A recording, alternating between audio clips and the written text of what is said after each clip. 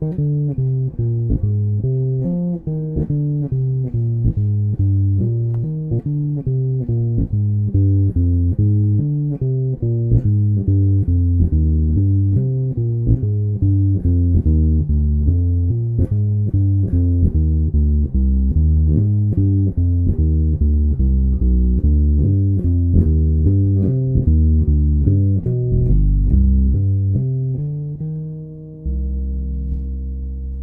2.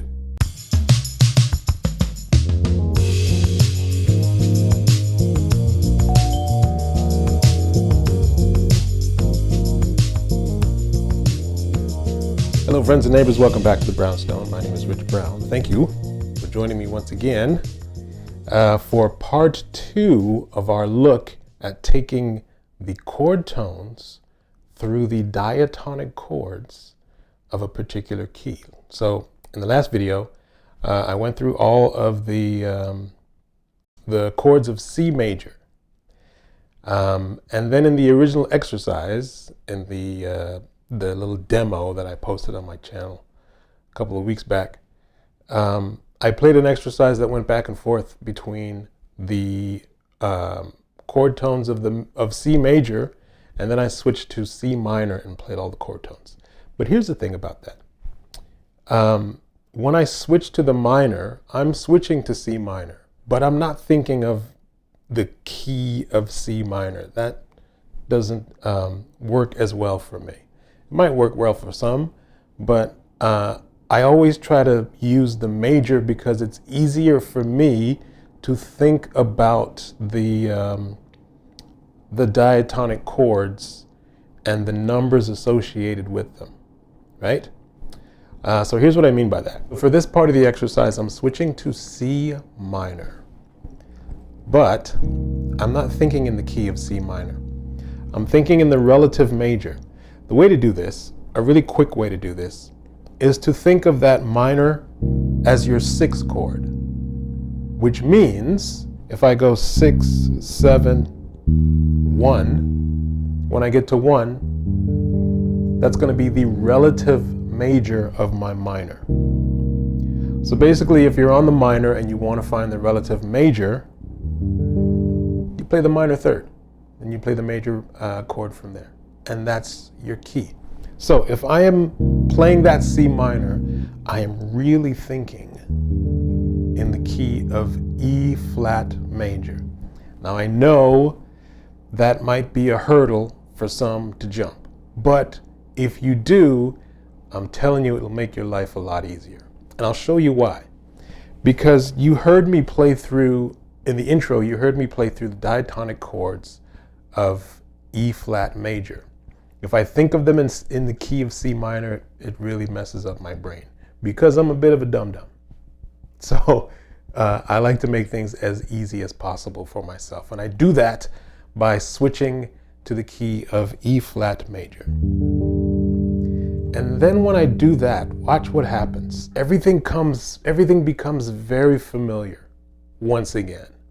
Because if I go through the chords themselves and not the chord tones, these are the chords that are being laid out. Check this out, it's very cool. So here, I'm at the C minor. If I go up a 4th from the C minor, I have F minor. Now, another way to think about that is if I am playing in the key of E flat major, that C minor is my 6th chord. Which means if I go up a 4th, I'm playing the 2 chord. If I go up a 4th from there, I play the 5 chord. Up a 4th from there is the 1 chord. See where this is going? So beautiful. I keep moving up a 4th, and then I get all these beautiful chords. If I go up a 4th from the 1 chord, I get the 4 chord. If I go up a diatonic 4th from the 4 chord, I get the minor 7 flat 5, the 7 chord. And then if I go up a 4th from the 7, there's the 3 chord. And then if I go up a 4th from there, guess what? I'm back at C minor. How beautiful is that? It's like magic. So again, if I just think about the chord numbers, this is what I have in this progression. 6 chord, 2 chord, 5 chord, 1 chord, 4 chord, 7 chord, 3 chord, and I'm back at 6. So cool. So those are the chords. Now, if you remember in the last video, I am playing the chord tones in a very specific sequence, alternating between 2 patterns. The first pattern being 3, 2, 1. And then the second pattern is, what was it again? So on the first sequence, I am playing 3, 2, 1, 7, which just gives me a descending pattern down the scale. And then the second pattern, the chord tones are being played 3, 5, 1, 7. So I'll show you how I'm doing that. Here I'm starting on C minor. And then here I'm playing the third of C minor. So this is the third. I go down to the second. I go down to the root. Then I go down to the seventh, the minor seventh. 3, 2, 1, 7 on the C minor. And then I move up a fourth. My next chord is going to be F minor. So here on the F minor, I play 3, 5, up to the 1, and then down a tone to the 7, which gives me the third, the fifth, the root, and the minor seventh. And then my next chord is the 5 chord. In this case, it's going to be B flat 7. So on that B flat 7, I play the third, the second, the root, down to the minor seventh. And then the next chord is the 1 chord, so E flat major. And you can hear how I'm led right down to the third of that next chord. So I play 3, up to the 5th, up to the root, and down to the 7th. So as long as you remember these 3 things, 1, you're always moving up a fourth to get to the next chord. 2, your first part of the sequence is to play 3, 2, 1, 7.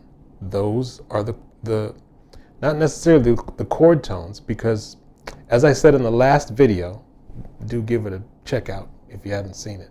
But as I said in the last video, I can substitute the 5 of my chord tones for the 2. So instead of playing 3, 5, 1, 7, I'm playing 3, 2, 1, 7.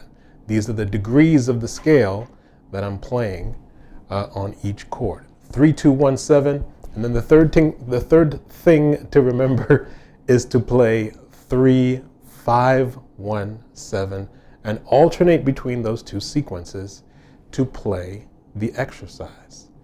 Again, here's the progression. C minor, up to the F minor, 2 chord. I mean, just listen to that.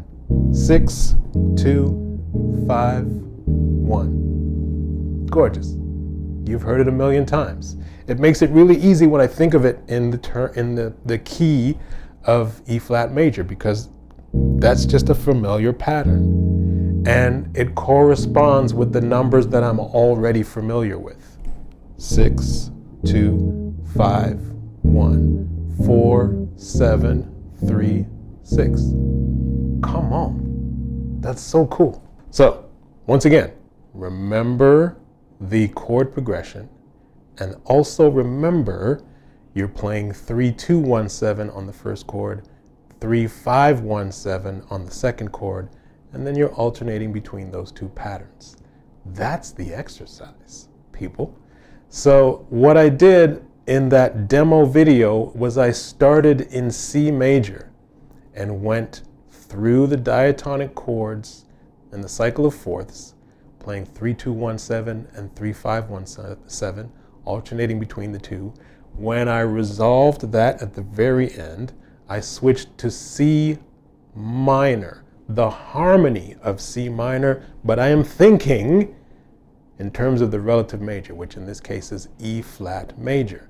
And then I go through the diatonic chords in fourth, playing 3-2-1-7, 3-5-1-7, and alternating between those patterns until I resolve back to my sixth chord, C minor. And that is the entire exercise, my friends and neighbors. Now I know there were a lot of people in the comments of the last video saying that this was a little advanced for them, and I started to worry that maybe people weren't understanding what was going on. But thankfully, there were a lot of people who really got it and understood it immediately. So, you know, I do think of this as our little community. So if you see someone in the comments section who might be struggling and you might have an answer to a question they might have about this or any other exercise that you see on this channel, help them out. I do my best to answer as many of the questions as I possibly can, but I can't get to all of them. So I need the more advanced players among you to help me out a little bit and see if you can come to the aid. If you understand and grasp the concepts, see if you can come to the aid of the newer players, the less experienced players, so that we can all learn and grow together. And I'm going to leave it there. My dear friends and neighbors, thank you very much for watching. Please do give a like if you like the video. Subscribe to the channel if you haven't already.